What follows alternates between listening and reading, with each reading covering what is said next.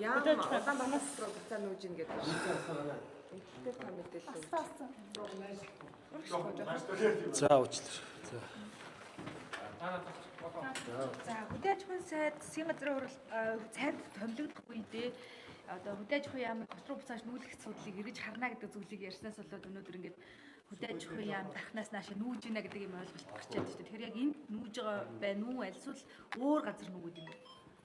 За жижиг дунд үйлдвэрийн газрын хувьд бол засгийн газрын хэрэгжүүлэгч агентлаг. За жижиг дунд үйлдвэр эрхлэгчдийн нэгээс 2 үнэл тарханд байх. Улаанбаатар хотод 72 хүн байдаг.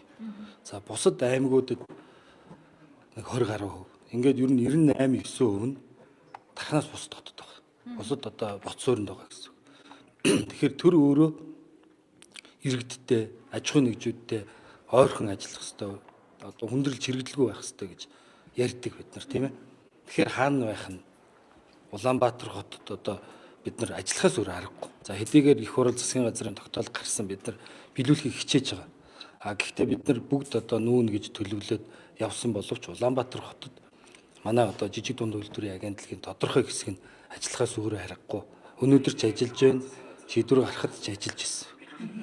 Хичнээн хүний бүрэлдэхүүнтэй ямар одоо хэсэг ирж байгаа гэсэн үг. За ирээгүй. Ер нь бол шийдвэр гарснаас хойш манай агентлаг 46 оронтойтой нэг тал нь тарханд ажиллаж байна. Өнөөдөр ч ажиллаж байгаа. Тэр хүмүүс тэндээ ажиллаж байгаа. Ирээгүй. Улаанбаатарт ажиллаж байгаа хэсэг маань бас ажиллаж байгаа. Эндээ л ажиллаж байгаа. Хэвлэл мэдээллийн хэрэгслэр одоо яам нүүж ийна гэж санал ширээ зөөж байгаа бичлэг. За яам нүүсэн ямар ч тийм байхгүй. Тэн дээр та тэр бол жижиг дунд үйлдвэрийн газар бүгд нүүнгээд одоо санал ширээ бүх юм тэнд очисон байсан. Эндээс одоо Улаанбаатарт ажиллаж байгаа хүмүүс маань бусдын одоо санал ширээн дээр ажиллаж ирсэн. Тэгээд одоо нэлээд хугацаадгүй ажиллажлаа. За нөгөө байгууллагууд бас санал ширээгээ аммаар байна. Ингэхлээр бид нар тэнд хоосон санал ширээ байна. Энд одоо хүмүүс нь тодорхой хэсэг нь ажиллаж байна. Тэгэхээр тэр хүмүүстэй тэнд байгаа илүү байгаа санал ширээг л авчирсан. Түүнээс нүүж болоож байгаа ямар ч асуудал байхгүй.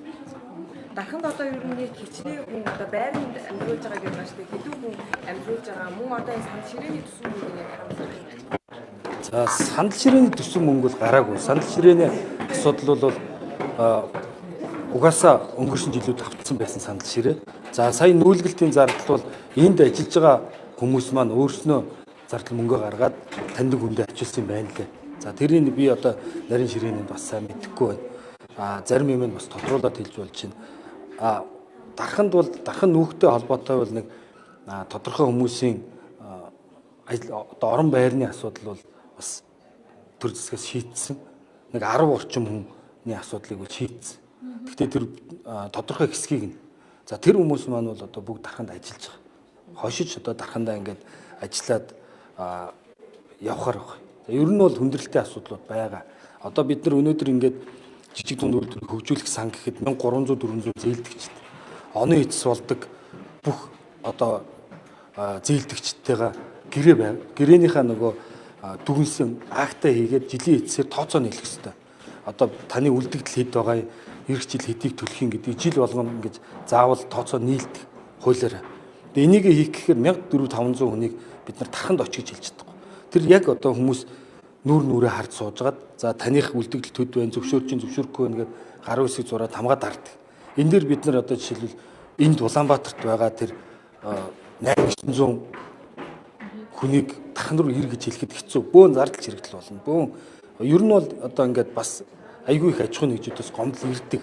Тархан үүсэнтэй холбоотой очиж уулзах энэ чинь маш олон одоо жижиг дунд үйлдвэр эрхлэгчтэй шүү дээ. Монгол улсын хэмжээнд одоо нийт 108 мянган идэвхтэй үйл ажиллагаа явуулж байгаа аж ахуйн нэгжүүд байна. Энийн 82 мянган буюу 76% нь Улаанбаатар жижиг дунд үйлдвэр эрхлэгч байна. Энэ 82 мянган чинь 72% нь Улаанбаатарт байна. Тэг ингээд бид нар аль болох одоо жижиг дунд эрхлэгчтэй ойрхон зардал чирэгдэлгүй байхыг бол зорж байгаа. За дээрэс нь урд жилүүдэд жижиг дунд үйлдвэрийн сангаас бид нар мэднэ. Баахан хүмүүс зээл авсан энэ төр гэж яригддаг. Энэ асуудал бүгд одоо жигдэрсэн. Өнөөдөр сүүлийн одоо 3-4 жилийн авилгатай тэмцэх газрын төрийн байгууллагуудын үнэлгээгээр жижиг дунд үйлдвэрийн газар тогтмол одоо үйл ажиллагаа нийлт тод нээлттэй шудраг болсон байна гэд 1-2 дугаар байранд ороо явж байгаа.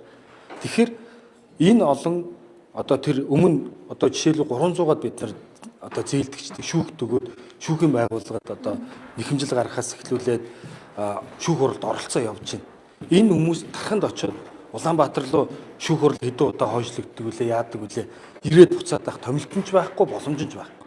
Тэгэхээр тэр хүмүүс Улаанбаатарт ажиллахаас өөр аргагүй.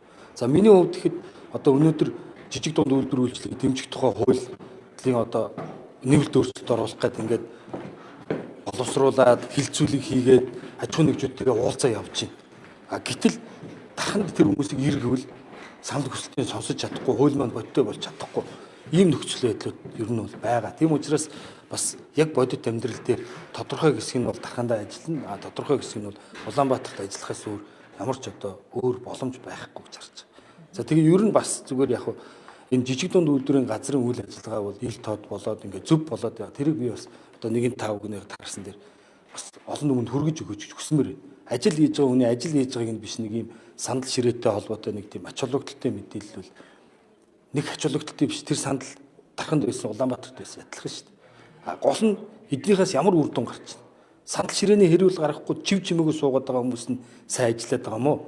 Ажил хийх гэж тэмцээд сайтаж муудаад яваад байгаа хүмүүс нь зөв юм уу гэдгийг бас ойлгох хэрэгтэй. Би энэ агентлагийн дарга болоод одоо нэг 4-5 жил болж байна. Жижиг дундын асуудал одоо яамны газар байхад аваад явсан. Тэрнээс хойш маш олон дарамтуудыг давсан. Алан талн ингэн тэгнэ.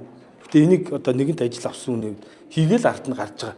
Түүнээс энэ болгоныг одоо хэвлэл мэдээллийн байгууллагад намайг тийм зээлдэгч том компани захирлын нэр хэлвэл та нар бүр гайхна. Таарсан газар чинь чамайг тоосгодож өгнө байна гэл. Утсаар байнг дарамт ирнэ.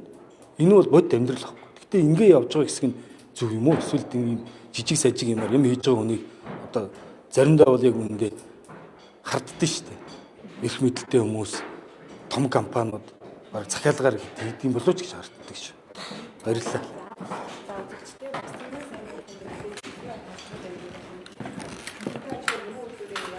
Баярлалаа.